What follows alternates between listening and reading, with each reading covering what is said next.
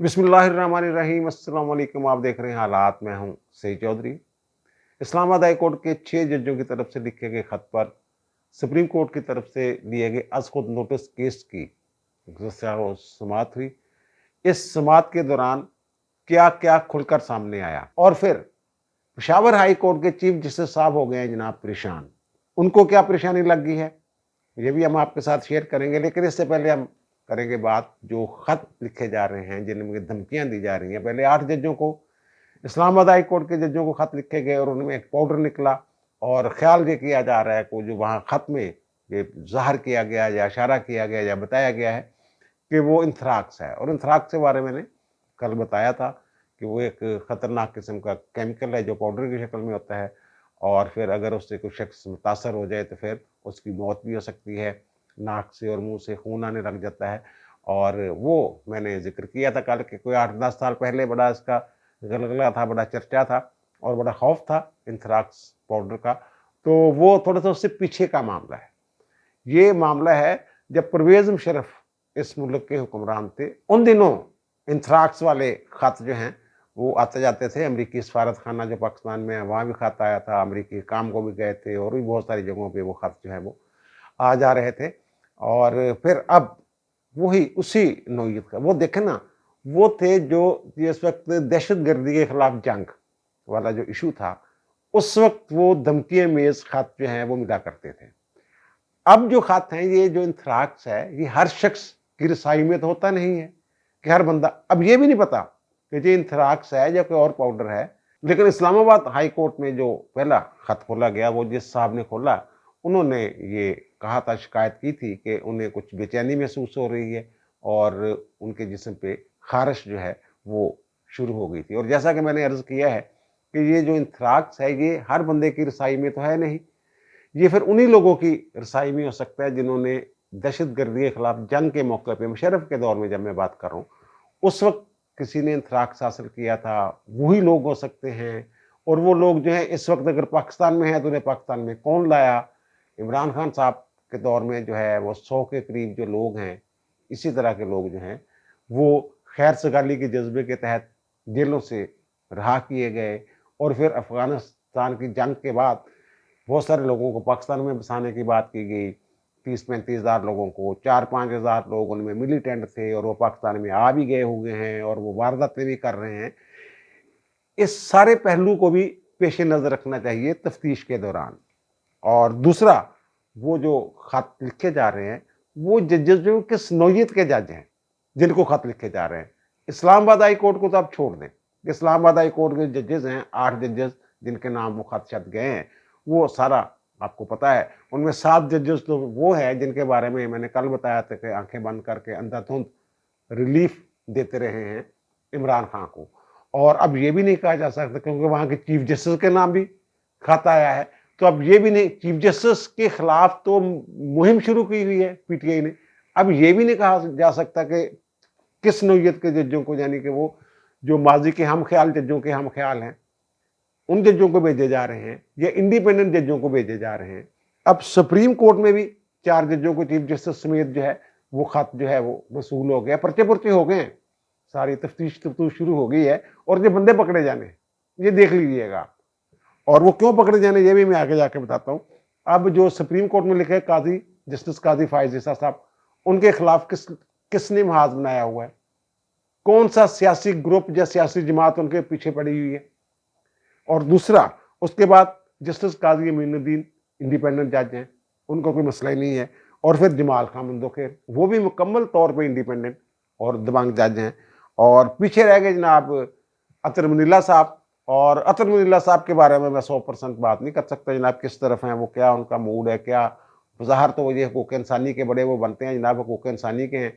और जब नवाज शरीफ वाला वो सारे मामला ऐसे हैं यार, जहाँ उन्होंने जनाब हकूक़ इंसानी को पस से पुछ डाल के फैसले दिए हुए। जब इस्लामाबाद हाई कोर्ट में थे उस वक्त, कल भी मैंने कहा था कैसे इमरान खान को रिलीफ मिलता था बगैर बायोमेट्रिक के। और फिर जब ये नजम सेठी वगैरह बड़े बड़े सीनियर साफ़ी नहीं गए थे सुप्रीम कोर्ट, जब नवाज शरीफ पे पाबंदी लग गई थी जनाब, उसकी तकरीरें शक्रीरें टीवी चैनल पर नहीं दिखाई जाएंगी जनाब, ये तो अदालती मफरूर है वगैरह वगैरह। तो उस वक्त वो कहते जनाब आपके कौन से हकूक़ मुतासर हो गए? और भाई मेरे, अगर एक बंदा है, एक सियासतदान है, एक पार्टी का हेड है, साबिक वज़ीर आज़म है, वो जो इन्फॉर्मेशन देना चाहता है वो इन्फॉर्मेशन हम तक नहीं पहुंच रही, तो ये मेरा राइट ऑफ इन्फॉर्मेशन जो है वो डिस्टर्ब नहीं होता। लेकिन उन्होंने वो डिसमिस कर दी थी, चलो जी दौड़ो न सो, तुसी कितों आ गए हो। तो बहरहाल ये हो गए वो। और लाहौर हाई कोर्ट के जजेस हैं, जो एक तो चीफ जस्टिस उनके नाम खाता है। लाहौर हाई कोर्ट में तो और भी वाकया हो गया ना, वो डीएसपी साहब थे एक, और काउंटर टेररिज्म डिपार्टमेंट के एक अफसर थे, तो वो जज साहब के सामने जो डीएसपी साहब है उन्होंने वो लिफाफा खोला, और जब लिफाफा खोला तो उसमें से कुछ पाउडर जो था उसके अंदर, जिसको मुबैना तौर पर एंथ्राक्स कहा जा रहा है, वो नीचे गिर गया। तो जज साहब ने कहा हो यार ये तुसी की कर देता, यानी ज़ाहिर उन तशवीश का इजहार किया कि भाई ये अगर एंथ्राक्स है तो ये तो गड़बड़ हो जाएगी, इसके ज़ाहिर असरात जो है वो होते हैं, जो मैंने जिक्र किया पहले भी। तो फिर जो काउंटर टेररिज्म डिपार्टमेंट के अफसर थे उन्होंने फिर डीएसपी जो मुतलका था जिसने लिफाफा खोला था उसको ज़रा डांट डपट की। उनका यार ये तुमने क्या, ये तो एसओपीज के खिलाफ है। भारत लाहौर हाई कोर्ट के जिन जजों को मिला है उनका मैं थोड़ा थोड़ा बता देता हूँ आपको। जैसे सुप्रीम कोर्ट के जजों का बताया, तो एक तो chief justice Lahore high court हैं मलक शहजाद अहमद खान, वो पहले अपने नाम के साथ गेबा लिखते थे, वो पिंडी गैप के हैं इसलिए लिखते थे, लेकिन अब वो अपने नाम के साथ गैपा नहीं लिखते। उनके बारे में मैं पूरे वसूख के साथ ये बात कर सकता हूँ कि वो इंडिपेंडेंट जज हैं। ये भी हो सकता है कि जनाब साकम निसार के दौर में और आसिफ सईद खोस्ता साहब के दौर में बहुत सारे मुकदमात में लाहौर हाई कोर्ट के जजों पे प्रेशर हो कोई, तो इन पे भी कोई प्रेशर पुशर आया हो, लेकिन ये प्रेशर पुशर मानने वाले जज नहीं है। और दूसरे नंबर पे आलिया नीलम साहबा भी बड़ी दबंग दलेर जज हैं। ये ठीक है, उन्होंने हाल ही में कुछ जो पीटीआई की वर्कर्स हैं खवातीन, उनकी जमानत वगैरह उन्होंने ली है उनके बेंच ने। तो भाई मेरे अगर मेरिट पे बनती है तो ठीक है। और फिर शाहद बिलाल हसन साहब, उनके बारे में भी ये कहा जा सकता है जनाब वो इंडिपेंडेंट जज हैं, बल्कि मैं उन्हें उस वक्त से जानता हूँ, बल्कि सारे साफ़ी उनको उस वक्त से जानते हैं जब वो वकालत किया करते थे। तो उनके बारे में भी ये तासर कहीं नहीं है कि वो हम ख्याल जजों के ग्रुप में रहे हुए हैं, इंडिपेंडेंट हमेशा उन्होंने काम किया है। और फिर आबद अजीज शेख साहब हैं जिन्हें खत मिला, वो आबद अजीज शेख साहब के पास जो मुकदमात हैं, ये जो सियासी मुकदमात हैं वो लगते ही नहीं है, उनके पास और नौयत के मुकदमात लगते हैं। अब एक मुकदमा उनके पास आया है जिसके वो 3 रुकनिया के बेंच बना है, वो नहीं सुन्नी इत्तेहाद कौंसिल वाला जो केस इन्होंने किया हुआ है कि जनाब हमें मखसूस नशिस्तें दी जाएँ, तो उसके जो 3 रुकनी बेंच के सरबराह हैं वो आबद अजीज शेख साहब हैं। तो अभी तक उसने तो समाअत ही शुरू नहीं की केस की, और इनका भी किसी की तरफ कोई पता नहीं चलता जनाब ये किस तरफ है किस तरफ नहीं है। बहरहाल आबद अजीज शेख साहब को एक खत आ गया, और एक खत आया शुजात अली खान साहब को। शुजात अली खान साहब के पास भी सियासी मुकदमात नहीं लगते, लेकिन एक मुकदमा लगा था, आपको याद होगा डस्का वाला, वो जब धुंध में गायब हो गए थे, गुम हो गए थे प्रिजाइडिंग अफसर वगैरह, वो केस उनके पास शुजात अली खान साहब के पास लगा था। और उन्होंने इंक्वायरी जो थी, जो उन लोगों के खिलाफ जो रात को गायब हो गए थे, धुंध में गुम हो गए थे, उनके खिलाफ, प्रिजाइडिंग अफसरों के खिलाफ या जो भी लोग थे उनके खिलाफ इलेक्शन कमीशन ने एक इंक्वायरी शुरू की थी। तो वो उन लोगों ने चैलेंज की थी, और शुजात अली खान साहब के बेंच ने वो इंक्वायरी जो है वो कलअदम कर दी थी। उनका नहीं, ये जनाब आपके मुलाजम ही नहीं है ये तो इलेक्शन कमीशन के, हालांकि इलेक्शन कमीशन के पास ये इख्तियार है। बहरहाल उन्होंने ये फैसला दे दिया था जनाब ये तो आपके मुलाजम ही नहीं है, तो ये तो जो इनका पेरेंटल डिपार्टमेंट है जहाँ से ये आए हुए हैं, ज़ाहिर वो उधर एजुकेशन से या दीगर महकमों से लेके लोगों को प्रिजाइडिंग अफसर लगाया जाता था, वो कर सकते हैं, आप नहीं कर सकते। उसकी इंट्रा कोर्ट अपील ये पेंडिंग पड़ी हुई है। लेकिन शुजात अली खान साहब आजकल जो हैं वो उस तरह काम नहीं कर रहे। उनकी जो अहलिया है ना, वो बड़ी, उनको जो कैंसर की मरीज़ा हैं, और वो जो है उनका ध्यान जो है वो बटा रहता है, यानी पहले जैसे सुबह से शाम तक काम करते थे, अब वो टाइम जो अपना है अदालती औकात उससे बाहर जो है वो कम ही जाते हैं। तो ये जजेस हैं सारे, जिनको ये मैंने कहा कि हो सकता है वो कैमोफ्लाज करने की कोशिश हो कि उनको भी भेज दें, उनको भी भेज दें। और एक जो लाहौर में वसूल है वो तो एक कोरियर सर्विस के जरिए कोरियर कंपनी का नुमाइंदा जो है वो खत लेके आया था, उसको हिरासत में ले लिया गया है। बहरहाल वो तो बेचारा डिलीवरी बॉय था। तो ये जो लाहौर को वसूल है, वो जो लड़का जो लिखा हुआ है उस पर एड्रेस, वो लिखा हुआ है मोहित फाजल। वल्दियत का नाम भी लिखा हुआ है। अब वो क्योंकि कोरियर सर्विस से हैं और कोरियर सर्विस में ये भी होता है कि जनाब वो टाइम भी नोट होता है और उनके सीसीटीवी कैमराज भी लगे होते हैं और बाहर मेन सड़क पे भी लगा होता है, तो वो उनको तलाश किया जा सकता है। वो साहब जो ये जमा कर जो भेजने आए थे, खत भेजने आए थे, तो वो वैसे तो ये इनकी ड्यूटी है जो कोरियर सर्विसेज हैं कि वो लिफाफा चेक करें कि उसके अंदर कोई खतरनाक चीज़ तो नहीं है। बहरहाल वो आ गया है, अब उसकी जो इंक्वायरी है, मेरा ख्याल है ये एक क्लू जो है ये मिल गया है और इसकी बुनियाद पे मामला जो है वो आगे बढ़ सकते हैं। अब आते हैं जनाब जो मोहम्मद इब्राहिम खान साहब हैं, chief justice Peshawar high court के। जब सो मोटो केस की समाअत जो है ना ये 29 अप्रैल पर मुलतवी हुई ना और पूरी कार्रवाई हम लोगों ने ज़ाहिर है देखी, तो मेरे साथ एक साहब थे, उनके साथ जब मेरी बात हुई, बड़े यानी बाखबर आदमी हैं, उन्होंने कहा जनाब देखिएगा कि अभी पहले कमिश्नर जो है रावलपिंडी उसका बयान दिलवाया गया चीफ जस्टिस के खिलाफ, जनाब धांधली हुई है, बाद में वो मुकर गया, और फिर इस्लामाबाद हाई कोर्ट के 6 जजों का खत गया और उसका मकसद क्या था, चीफ जस्टिस पाकिस्तान को दबाव में लाना या उन्हें इम्तिहान में डालना। तो वो जब उसकी समाअत मुलतवी हुई ना तो उसने कहा जनाब ये तो इनका वार हो गया खाली, वार खाली गया और कमिश्नर वाला भी खाली गया। अब वो कह रहे हैं कि जनाब इंतजार कीजिएगा कोई और जो है ये वार आएगा। अब एक और जो मोहम्मद इब्राहिम खान साहब हैं उनकी टाइमिंग देखें जरा, chief justice Peshawar high court हैं, उन्होंने एक खत लिख दिया है चीफ जस्टिस पाकिस्तान काजी फायज ईसा साहब को। ये मोहम्मद इब्राहिम साहब का जो खत है इसको अगर देखें तो एक चीज़ तो चलो ये लगती है कि ये साहब जो हैं ये 14 अप्रैल को रिटायर होने वाले हैं और वो ये कह रहे हैं कि जनाब मेरी बारी बनती थी सुप्रीम कोर्ट आने की, लेकिन मुझे सुप्रीम कोर्ट नहीं लाया गया। तो भाई कई चीफ जस्टिस साहबान हैं जो सुप्रीम कोर्ट नहीं पहुंच सकते, हाई कोर्ट्स के कई चीफ जस्टिस साहबान हैं। अभी मोहम्मद मीर भट्टी जो लाहौर हाई कोर्ट के चीफ जस्टिस थे वो भी सुप्रीम कोर्ट जाए बगैर ही यहीं से रिटायर हो गए हैं। सिंध हाई कोर्ट के चीफ जस्टिस वहां ही रिटायर हो गए कि ये से चीफ जस्टिस साहबान है। लाजमी नहीं होता कि जनाब चीफ जस्टिस को लाजमी तौर पे वहां ले जाया जाए, ये कोई राइट तो है नहीं, ये तो न्याय तकर्रर होता है वो सुप्रीम कोर्ट में। बहरहाल उन्होंने जो इब्राहिम साहब हैं, मोहम्मद इब्राहिम खान साहब, उन्होंने जनाब चीफ जस्टिस को ये खत लिखा है। उन्होंने कहा जनाब नईम अख्तर अफगान जो चीफ जस्टिस थे बलूचिस्तान हाई कोर्ट के, उनको तो आप ले गए, मुझे आपने नज़रअंदाज कर दिया सुप्रीम कोर्ट ले जाने के लिए। उन्होंने कहा जनाब नईम अख्तर अफगान साहब, आपको याद ही होगा कि ये 11 मार्च को मेरे ख्याल इन्होंने अपने अभी थोड़ी देर पहले अपने ओहदा का जो है हल्फ उठाया है। तो उन्होंने ये कहा अच्छा वैसे कि आप एक ही बंदे को ले गए हैं, 4 सीटें खाली हुई थी, तो आपने मुझे नहीं कंसिडर किया, ये उन्होंने खत लिखा है। और आपको याद होगा पहले भी एक ही बंदा गया था जो अरफान सादत खान साहब हैं, 3 सितंबर को 2023 को वो Islamabad high court supreme court के जज बने थे। मोहम्मद इब्राहिम खान साहब क्या कह रहे हैं कि जनाब मुझे इस बात ने परेशान कर दिया है कि मुझे आप क्यों नहीं लेके गए सुप्रीम कोर्ट, जबकि 4 सीटें वो कहते हैं खाली थी। और मुझे वो कहते हैं बड़ी मायूसी हुई है इस बात से कि जनाब आपने मुझे तो नज़रअंदाज कर दिया, लेकिन अपने सूबे यानी बलूचिस्तान के जो सूबे के चीफ जस्टिस हैं नईम अख्तर अफगान, उनको आप ले गए, सीटें 4 खाली थी, तो मेरा नाम जो है उसूली तौर पे उनमें होना चाहिए था। और कहते हैं कि ना मैं जो है ना मेरिट उसूल और शफाफियत की तरफ आपकी तवज्जो जो है ना वो मबजूल करवाना चाहता हूँ।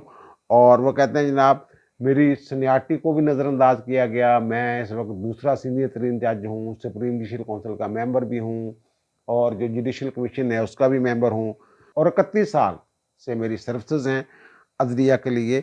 और आप खुद ख़त लिखते रहे हैं कि जनाब मेरिट पे तकर्रियाँ होनी चाहिए, शफाफ और सवाबदीद इख्तियारात के बगैर जो है वो जजों का तकर्रर होना चाहिए। तो वो कहते हैं जनाब जो मैंने ख़त लिखा है ना, तो मैं ये उम्मीद करता हूँ कि आप इस ख़त को मेरे ख़िलाफ़ जो है वो इस्तेमाल नहीं करेंगे मेरे ख़िलाफ़। यानी क्या इसका मतलब ये है कि जज साहब जो हैं इब्राहिम खान साहब ये समझ रहे हैं कि इस ख़त में कुछ ऐसा है जो मिसकंडक्ट है, इसीलिए उन्होंने ये बात लिखी है ना, उम्मीद ज़ाहिर की है तो ये टाइमिंग जो मैं कह रहा हूँ, यानी अभी वो खतों वाले मामले में फंसे हुए हैं, पहले कमिश्नर वाले मामले में फंसे हुए थे, फिर जो व्लॉगर्स हैं उन्होंने एक अलग महाज खोला हुआ है, और पीटीए वालों ने अलग महाज खोला हुआ है। तो उसी महाज के अंदर Mohammad Ibrahim Khan chief justice Peshawar high court साहब ने खत लिख दिया जनाब कि जनाब मुझे क्यों नजरअंदाज किया। और फिर जो एक तसव्वुफ वाली बात जो है कि जनाब अपने सूबे का बंदा आप ले आए हैं, इससे पहले वो सिंध हाई कोर्ट का बंदा लेके आए हैं, सिंध से लेके आए हैं। ये कहाँ लिखा हुआ है कि जनाब लाजमी तौर पे फलां सूबे से बंदा आना चाहिए? ये भी कहीं नहीं लिखा हुआ। और ये भी नहीं लिखा होगा कि ना फलां जगह चीफ साहब जो इतनी देर से बैठे हुए हैं तो उनको क्यों नहीं लेके गए, जो थोड़ी देर के लिए हाई कोर्ट का चीफ जस्टिस क्यों ले गए? अमीर भट्टी साहब की मिसाल इसकी आपके सामने है। हो सकता है मोहम्मद इब्राहिम खान साहब इस बात से परेशान हो कि जनाब 14 अप्रैल को उन्होंने रिटायर हो जाना है पेशावर हाई कोर्ट के चीफ जस्टिस के तौर पे, तो फिर हो सकता है मोहम्मद इब्राहिम साहब जो है इस बात से परेशान हो कि उन्होंने 14 अप्रैल को अपने ओहदा से रिटायर हो जाना है।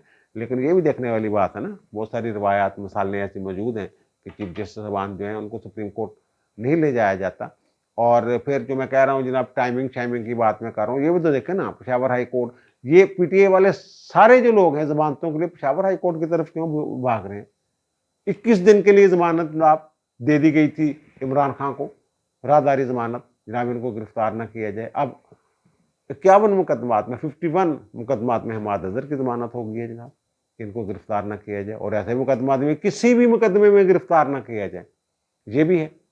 और ये कि कोई मुकदमा भी दर्ज ना किया जाए, ये भी जजमेंट पेशावर हाई कोर्ट की है। तो ऐसी सूरत हाल में इस खत को जो है, इसको मैं तो थोड़ा सा मानीखेजी समझता हूँ। और फिर जनाब उस तरफ आ जाते हैं कि सुप्रीम कोर्ट में जो प्रोसीडिंग हुई है, जो 6 जजों ने खत लिखा था उसकी, और 29 अप्रैल जो है वो उसकी समाअत हो गई है, और सुप्रीम कोर्ट बार एसोसिएशन से माफ़रत तलब कर ली है। और चीफ जस्टिस ने कहा है जनाब जो हमारा आर्डर है ना, वो यही समझा जाए कि जनाब अदलिया के काम में मुदाखलत जो है वो बर्दाश्त नहीं की जा सकती। लेकिन इस कार्रवाई के दौरान बहुत सारी चीज़ें खुल गई हैं, और ये भी पता चल गया है कि जो आगे जाके प्रोसीडिंग है वो किन खतूत की बुनियाद पे प्रोसीडिंग चलनी है। एक तो वो कल मैंने ये कहा था कि जनाब अतर मुनीला साहब के बारे में ये बातें हो रही है, उन्होंने कहा जनाब आप खत लिखे मैं संभाल लूँगा। आज उन्होंने संभालने की कोशिश की मामलात को, और घुमन के रिच पाने की कोशिश की थी ना उन्होंने कि जनाब इनू उदों तो इंजीनियरिंग हो रही है, सियासी इंजीनियरिंग वास्ते अदालतों में इस्तेमाल किया जाता रहा, सुप्रीम कोर्ट भी होंदी रही है, ये सारे मामले में देखा जाना चाहिए। इस तरह की बातें शायद उन्होंने की ना, ताकि जनाब ये खतों का मामला जो है ये पीछे चला जाए, और फिर जो साकिब निसार के दौर से जो कुछ हो रहा था वो सारे मामला देख लिए जाएँ। तो चीफ जस्टिस ने ये कहा कि जनाब नहीं, जो मामला है ना वो हम माजी को ना खोला जाए, उन्होंने ख्याल ज़ाहिर किया। और उन्होंने कहा जनाब लेकिन ये है कि अगर मेरे दौर में कुछ मामला होता है तो उसको मैं बर्दाश्त नहीं करूँगा। और दूसरे लफ्ज़ों में उन्होंने कहा कि जनाब नहीं, ये खत तक ही हम जो है अपना कार्रवाई जो है ये महदूद रखेंगे और देखेंगे फिर क्या। फिर उन्होंने ये भी कहा कि जो भी जुम्मेदार होगा उसको छोड़ेंगे नहीं, वो धमकी देने वाले हों या फिर खत लिखने वाले हों। ये मैं अपनी तरफ से वजाहत कर रहा हूँ। उन्होंने जो कहा कि जनाब आप इस मामले को बंद नहीं करेंगे, हम किसी न किसी मंतकी इंजाम तक पहुंचाएंगे। और पीटीए वालों को क्या फिक्र लगी हुई है, वो जो खत है उसको मैं ये समझता हूं कि ये मेरी दानिश्त में ये कोड ऑफ कंडक्ट की खिलाफ वर्जी है। और ये बात जो है अदालत ने ये नहीं कहा, कोड ऑफ कंडक्ट का जिक्र नहीं किया, लेकिन ये बार बार ये बात आती रही है। चीफ जस्टिस ने कहा जनाब ये लोग आए थे जब ये मामला सारा आया था, तो ये पहले मिले जाके जनाब चीफ जस्टिस थे उमरता बंदयाल साहब, और उमरता बंदयाल साहब ने, मैं सीनियर मोस्ट जज था, ना मुझे बुलाया ना ही मेरे बाद जो है जस्टिस तारक मसूद साहब थे उनको बुलाया, बल्कि एजाज अल एहसन साहब को बुलाया। और फिर वो कहते हैं मेरे पास आ गए जज साहबान। तो वहाँ चीफ साहब ने बात की कि जनाब वो मैं उनके इख्तियार में जो तौहीन अदालत का इख्तियार है उसमें मुदाखलत क्यों करूं। और मुझे ये लग रहा है कि इन्होंने जब मिलने के लिए आए थे ना 6 जज, अच्छा इन्होंने ये क्या किया था उस वक्त 6 जज जब गए थे, ये 19 मई 2023 की बात है, जब ये गए थे ना मिलने के लिए बंदयाल, तो उस दिन जो चीफ जस्टिस थे आमिर फारूक वो इस्लामाबाद में नहीं थे। वो लाहौर में थे, यानी चोरी चोरी नहीं निकल जाता बंदा, इस तरह गए थे।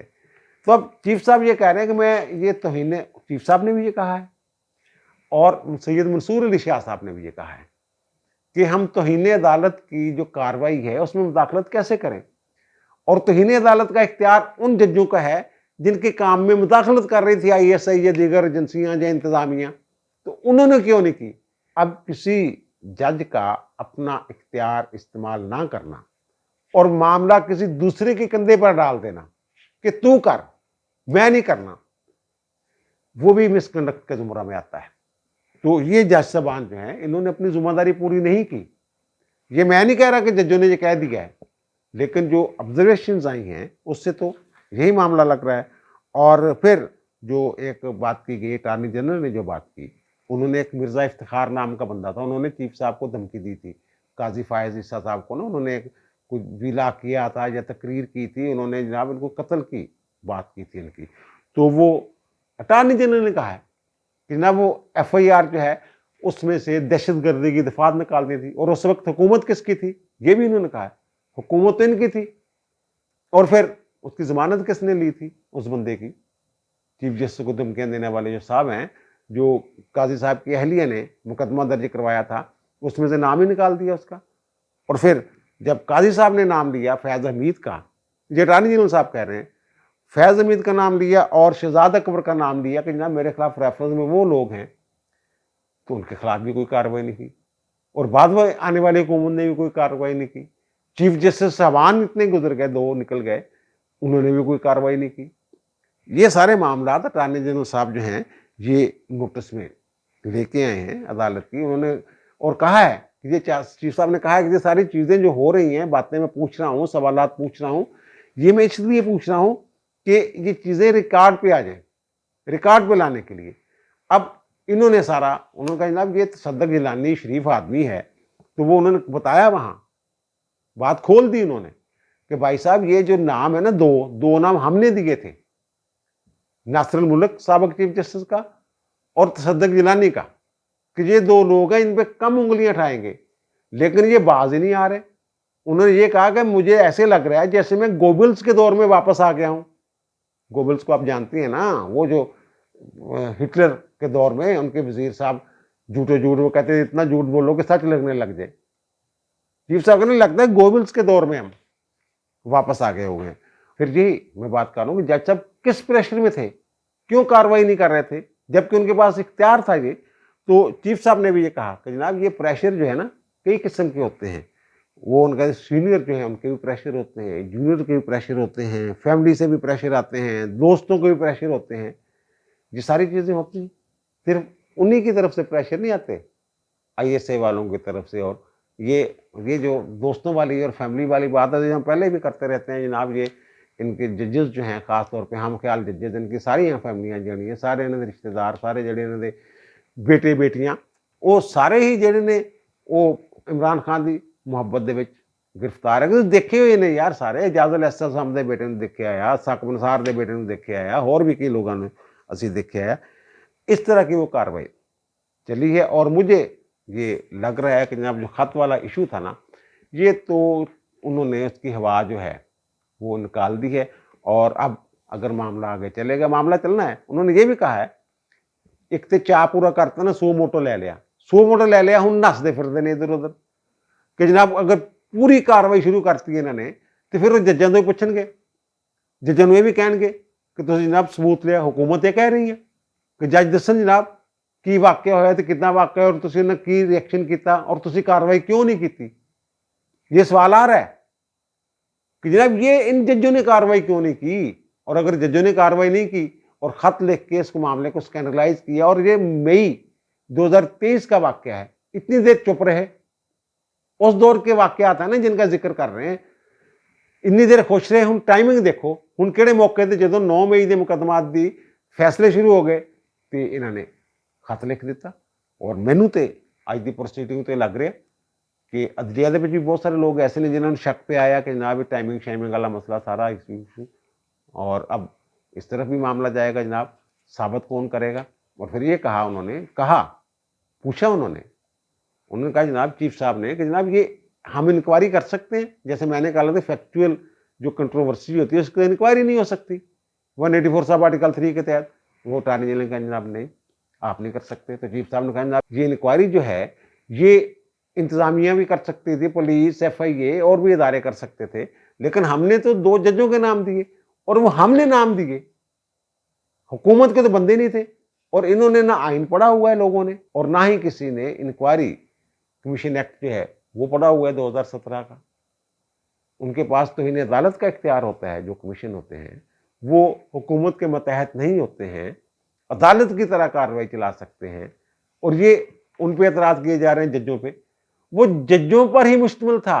और मैंने कहा था कंटिन्यूटी होती है, वो रिटायर्ड जज जो होता है उसकी सर्विस की कंटिन्यूटी होती है, अगर रिटायरमेंट के बाद उन्हें कोई कमीशन वगैरह की जिम्मेदारी सौंपी जाती है। और चीफ साहब ने इसी तरफ इशारा किया जनाब आप किससे चाहते हैं, कौन फिर इंक्वायरी करे, किससे इंक्वायरी करवाएं। अगर FIA से दीगर इदारों से या GIT बना दें फिर कौन मानेगा, फिर भी नहीं आप मानेंगे, आप जजों को भी नहीं मान रहे। और हम जुडिशल कमीशन तश्कील नहीं दे सकते। ये सारी चीजें जो अपने विलाग्स में कहता हुआ आ रहा हूं, जो कानूनी निकात जो है यही जो है वो बेंच उठा रहा है, यही बातें वो कर रहा है। चीफ साहब ये कह रहे हैं कि हम तो ये चाहते थे कोई ऐसा बंदा इंक्वायरी करे जो मामले की नजाकत को समझता हो। इंतजामी इदारे या हसास इदारे या तहकीकाती इदारे मामले की हसासियत को नहीं समझ सकते उस तरह जैसे एक जज समझ सकता है। और फिर अगर हम GIT वगैरह बना दें, जजों से बयानात लेने जाएंगे, फिर आप रोड़ा डालेंगे कि जनाब ये जजों के साथ जजों को शामिल तफ्तीश कर लिया गया। और भाई मेरे जजों ने जब एक खत लिखा है तो फिर अब साबित किसने करना है। और फिर उन्होंने खुद तो इन्हें अदालत की कार्रवाई क्यों नहीं की। एक से ज्यादा मरतबा ये बात जो है ये 7 रुकनी बेंच में ये कही गई। और फिर उन्होंने ये भी कहा कि जनाब दूसरा चाह भी शायद वो उतार दें कि जनाब फुल कोर्ट, कहते फुल कोर्ट बना दें, फुल कोर्ट बना दें। वो फुल कोर्ट बन जाएगी। पहले तो चलो अपील का राइट इनके पास आ जाना था। इनकी जो जिनको ये लाना चाहते हैं बेंच में, वो उन बेंचों में मुश्तमल एपलेट जो है वो कोर्ट बनती। अब ये कह रहे हैं नहीं जनाब, अब वो जाएंगे तो वो क्या कर लेंगे। वो जो चार जज हैं, एक पहले बैठे हुए, 3 और आ जाएंगे बीच में, फिर क्या हो जाएगा। मामला तो कानून के मुताबिक चलना है। और जो आज लाइव नशरियात हुई हैं उसकी बराह रास्त दिखाया गया वो सारी कार्रवाई। और मैंने ये पहली दफा देखा है कि चीफ जस्टिस साहब ने ज्यादातर उर्दू में बातचीत की है। और उसका मकसद क्या था, मुझे ये लग रहा है कि उसका मकसद ये था कि लोग जो सुनने वालों को समझ आए कि हो क्या रहा है। और बाकी जो समझ आए वो आइंदा चंद दिनों में आ जाएगी, अगली 1-2 प्रोसीडिंग में इसकी समझ आ जाएगी। अब दीजिए मुझे इजाजत, इंशाअल्लाह दोबारा मुलाकात होगी नए विलाग के साथ। अल्लाह ताला आप पर, मुझ पर, हम सब पर मेहरबान रहे। अल्लाह हाफिज।